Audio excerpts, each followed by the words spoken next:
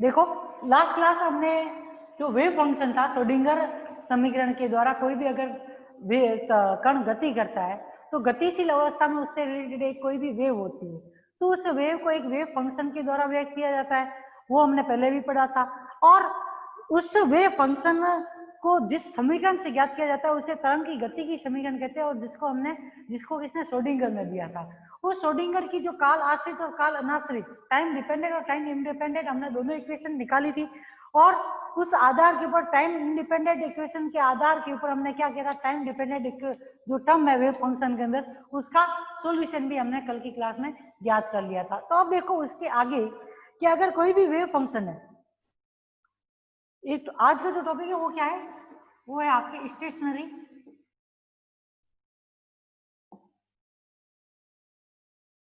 State, स्थायी अवस्था। तो मेन आपको ध्यान रखना है कि कोई भी पार्टिकल है उससे रिलेटेड कोई भी वेव फंक्शन जो होता है वो स्टेशनरी अवस्था या स्थायी अवस्था हल कब कहलाएगा वो आपको मालूम होना चाहिए, या स्टेशनरी स्टेट सॉल्यूशन कब कहलाता है ये आपको मालूम होना चाहिए। तो आप देखो, आपने जो कल की क्लास में हमने वेव फंक्शन पढ़ा था, किसी भी हमने जो तरंग फलन हमने निकाला था कल की क्लास में, वो क्या था, तरंग फलन साई आर वेक्टर टी बराबर क्या था, psi R vector exponential minus के आयोटा ईटी अपॉन एच का, ये हमने पढ़ा था। अब देखो ये वेव फंक्शन क्या है,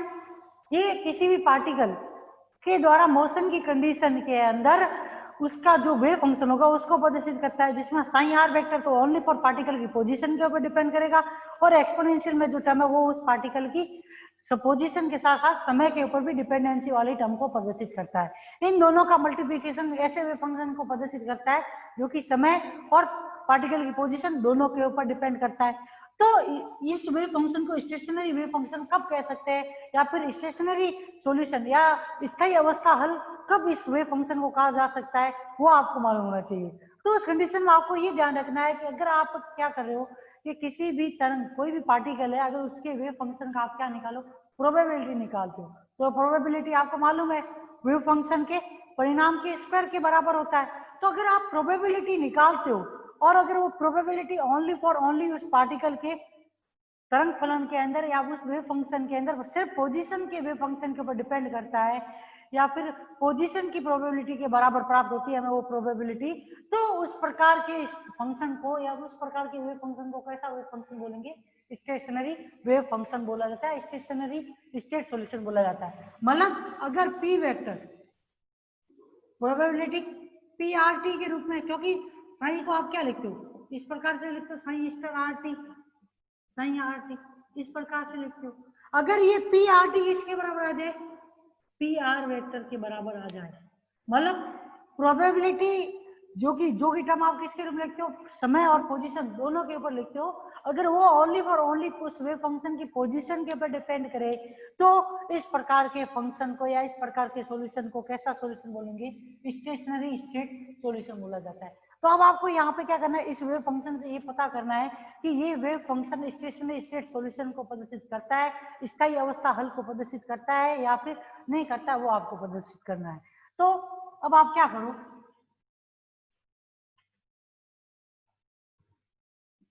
उपरोक्त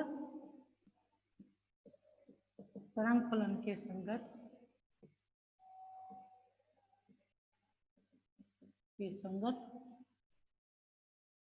अवस्थाओं के लिए, अवस्था मतलब स्टेट के लिए, ये प्रायिकता घनत्व, प्रोबेबिलिटी डेंसिटी या फिर प्रोबेबिलिटी डेंसिटी कब प्राप्त है, जब आप इंटीग्रेशन करते हो या फिर आप डायरेक्टली अगर प्रोबेबिलिटी को भी लिखते हो तो वो भी उसकी एक प्रकार से डेंसिटी के रूप में ही लिखा जाएगा। तो यहाँ से जो प्रायिकता घनत्व है उसका मान क्या आएगा,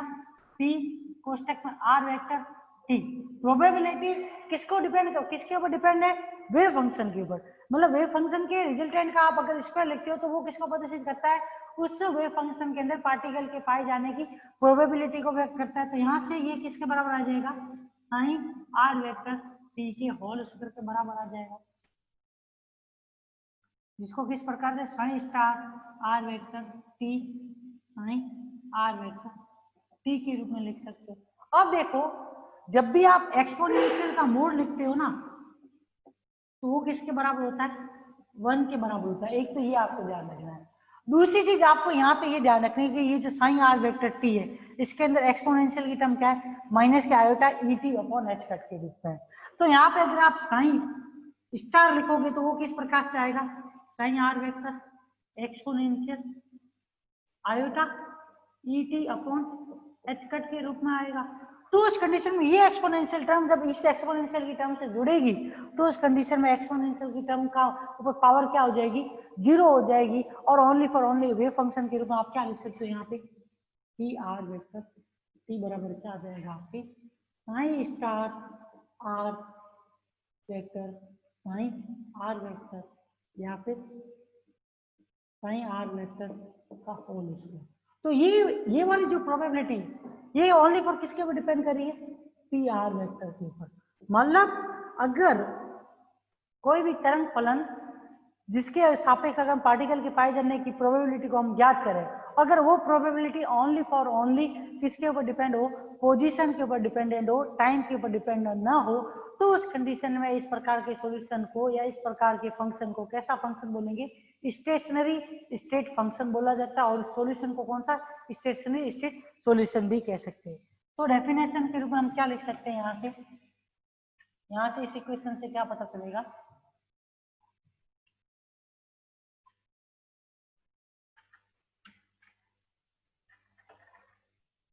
अर्थात स्थिति प्रायिकता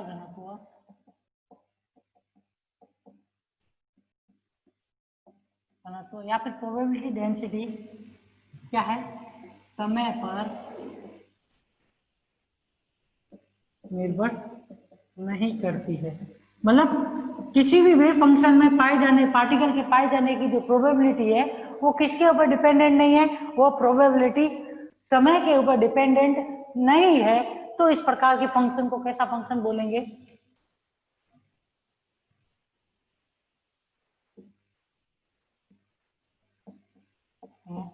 तो ऐसी अवस्थाओं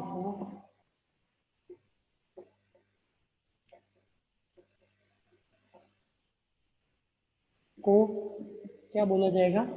स्थायी अवस्थाएं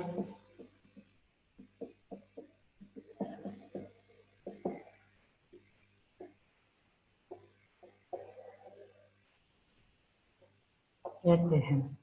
और जब इन स्थायी अवस्थाओं के संगत हम श्रोडिंगर समीकरण का सॉल्यूशन करेंगे तो वो सॉल्यूशन भी हमें कैसा प्राप्त होगा, हमेशा स्थायी अवस्था हल ही प्राप्त होगा या स्टेशनरी स्टेट सॉल्यूशन ही प्राप्त होता है। और यहाँ पे ये लिख सकते हैं तथा इनके संगत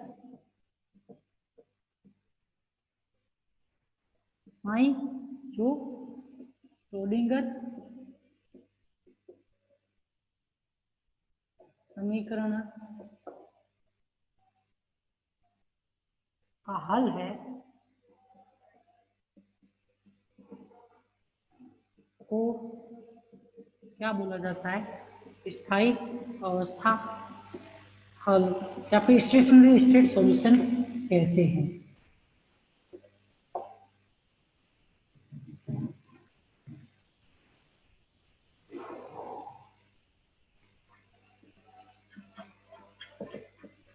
और स्थायी अवस्थाओं के लिए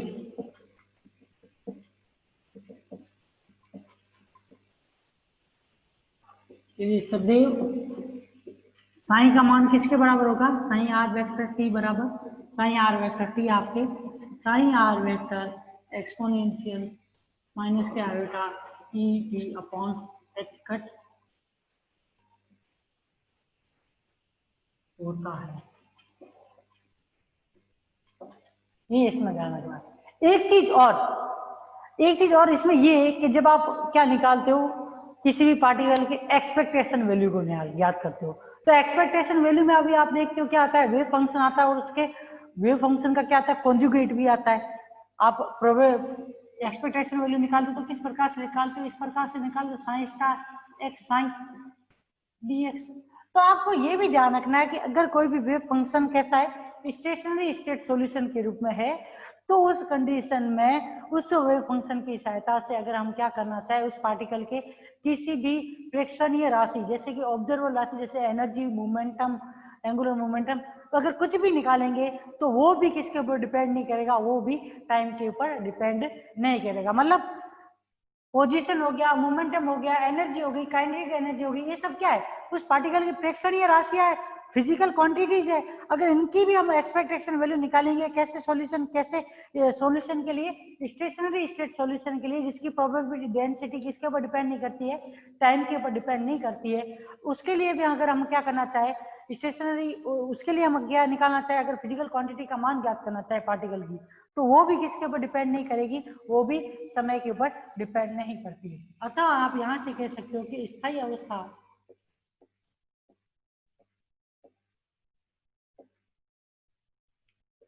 के लिए किसी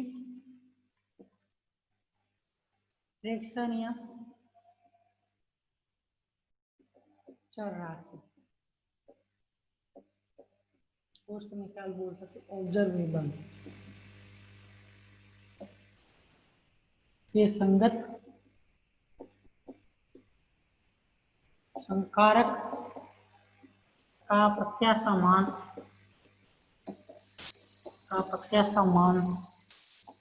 क्या नहीं करता, समय पर निर्भर नहीं करता है। ठीक है ना, तो ये इसके अंदर स्टेशनरी स्टेट की डेफिनेशन होगी आपकी।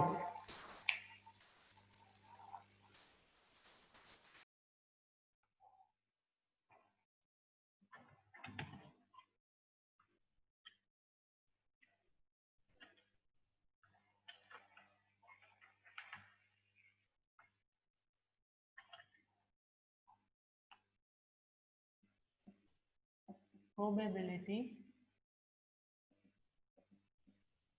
करंट डेंसिटी, प्रायिकता धारा घनत्व।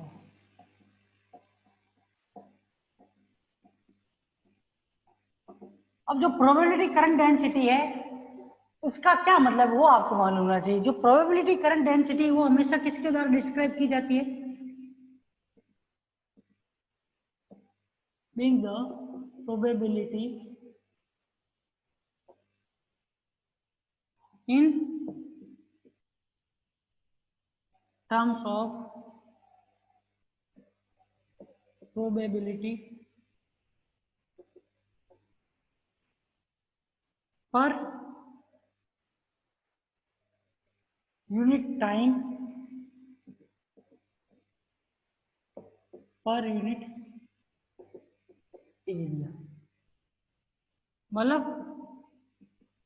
प्रायिकता के प्रवाह को, मतलब describe the flow of probability, flow और रेट ऑफ प्रोबेबिलिटी, प्रायिकता के प्रवाह को प्रति एकांक क्षेत्रफल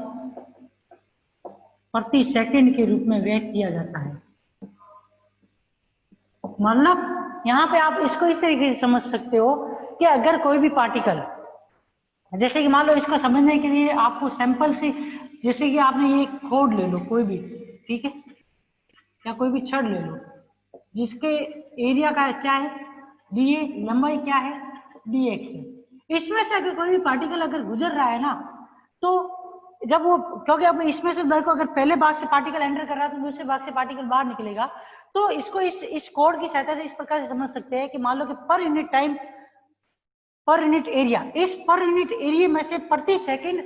कितना पार्टिकल जो है, पार्टिकल के पाए जाने की जो है वो प्रोबेबिलिटी क्या है। मतलब जो ये पूरा का पूरा एरिया है ना, इस एरिया के अंदर पर यूनिट एरिया में पर यूनिट टाइम में पार्टिकल के पाए जाने की जो प्रोबेबिलिटी, या फिर जो पार्टिकल का फ्लो होता है उसके फ्लोइंग की जो प्रोबेबिलिटी है per unit area per unit time, वही क्या कहलाती है, प्रोबेबिलिटी करंट डेंसिटी कहलाती है। ये तो क्या शॉर्ट फॉर्मेट में डेफिनेशन के रूप में। और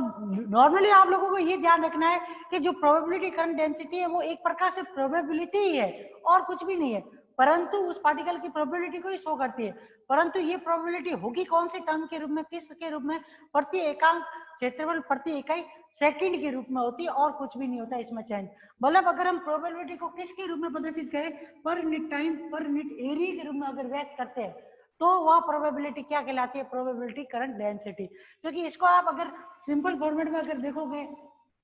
तो समझने का एक ही तरीका है कि ये मान लो कि कोई भी एक कोड है, कोई भी एक कोड है या फिर कोई भी एक छड़ है, उसमें से क्या है जिसके एकांक क्षेत्रफल कितना है डी ए, और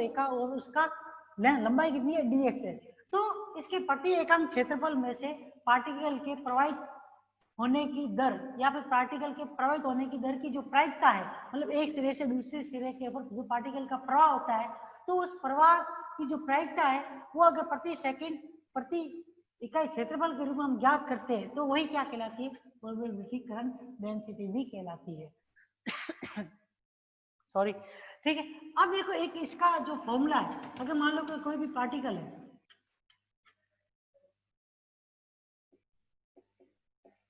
कोई m परिमाण का गतिशील कण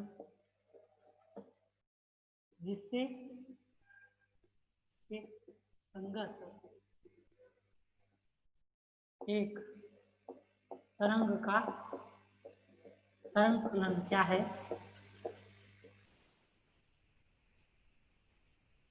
आई आर वेक्टर ही है, तो इसके लिए या इस कण के लिए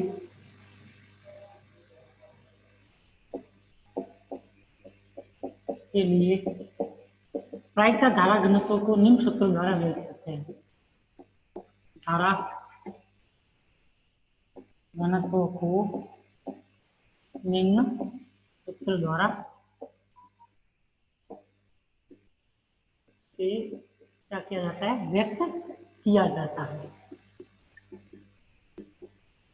तो इसके अंदर और कुछ भी नहीं, ज्यादा ध्यान नहीं रखना है,